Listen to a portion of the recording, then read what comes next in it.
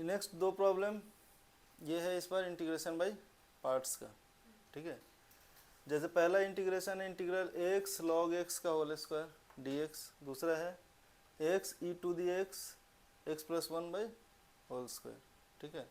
पहले किसको बनाए, इसको बनाते हैं, ज़्यादा आसान देखने में लग रहा है लेकिन ऐसा कुछ है ही नहीं इसमें। तो चलो i इज इक्वल टू आते हैं हम लोग, x को हम लिख सकते हैं x plus 1 minus 1 e to the x लिख सकते हैं। क्यों कर रहे हैं ऐसा, क्योंकि दिमाग में चल रहा है ऐसा कुछ कि नीचे वाला जो है ना टर्म x प्लस 1 में और स्क्वायर में है, तो अगर हम ऐसा कुछ करें तो एक टर्म इसका कम हो सकता है, एक पावर, ठीक है। और जैसे एक पावर कम होगा अपने को साफ साफ दिखता है कि दूसरे में फिर एक बचेगा 2 पावर वाला, तो हम क्या कर सकते हैं, इसमें एक यूज कर सकते हैं फॉर्मूला, कौन सा,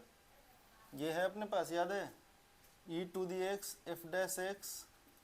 plus f x d x, ये क्या होता है, e to the x f x plus c. तो वो मुझे यहाँ दिखाई दे रहे हैं, तो क्या करना है इसको,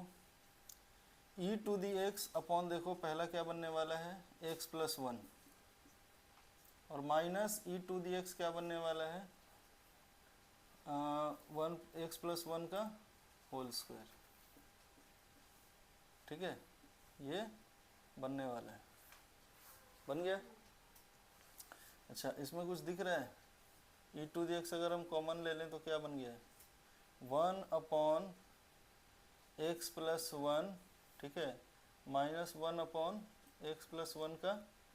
स्क्वायर, ठीक है, dx। अच्छा इसको अगर मैं फंक्शन x ले लूँ, लेट एफ एक्स बराबर 1 प्लस एक्स अपॉन 1, तो इसको अगर मैं डिफ्रेंशिएट करूँ तो क्या आएगा with respect to x, minus 1 upon x plus 1 का होल स्क्वायर आएगा, एक्स प्लस 1 पे पावर माइनस 1, तो क्या होगा इसका डिफ्रेंशिएशन, माइनस 1 एक्स प्लस 1 पे पावर माइनस 2, तो सीधा सीधा बन गया ये, है ना। तो क्या हो गया ये, हम इसको लिख सकते हैं आराम से,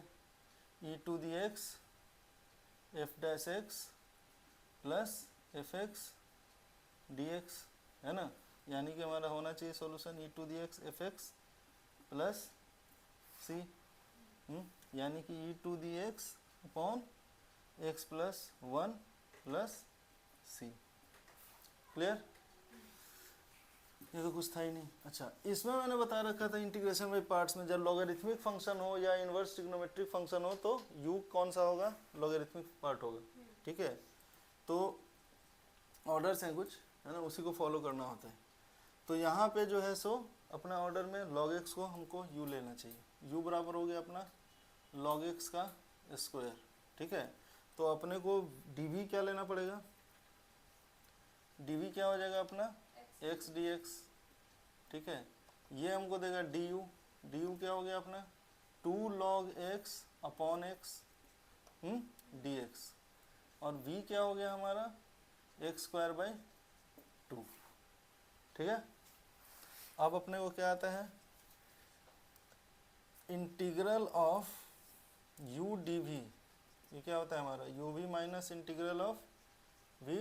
du, तो u डालो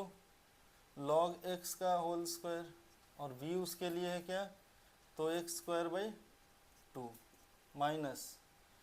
माइनस वी डी यू, तो v कहाँ है हमारा,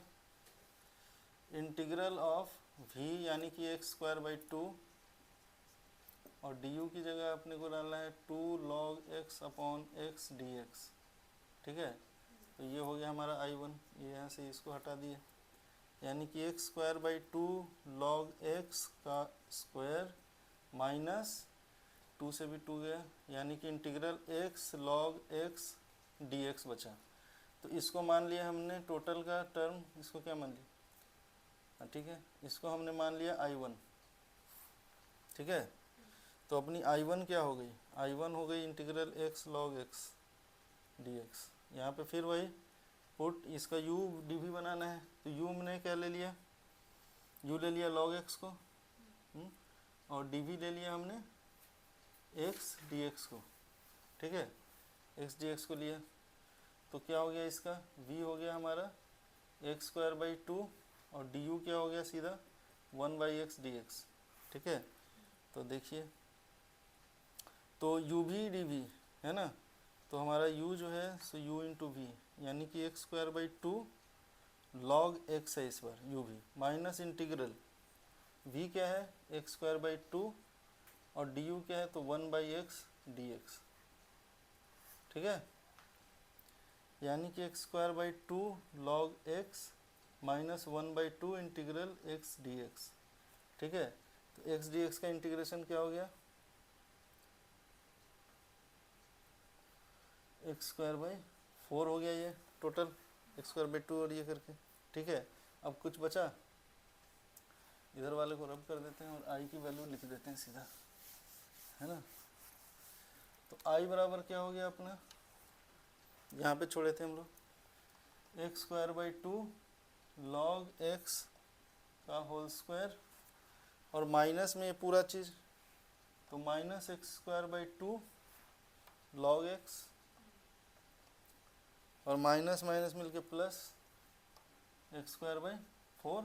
और फाइनली एक कांस्टेंट टर्म ऐड कर दो चूँकि इंडेफिनिट इंटीग्रल। क्लियर, तो इंटीग्रेशन बाई पार्ट्स भी समझ में आ गया कैसे सॉल्व करना है। चलो ठीक है, नेक्स्ट प्रॉब्लम में कुछ और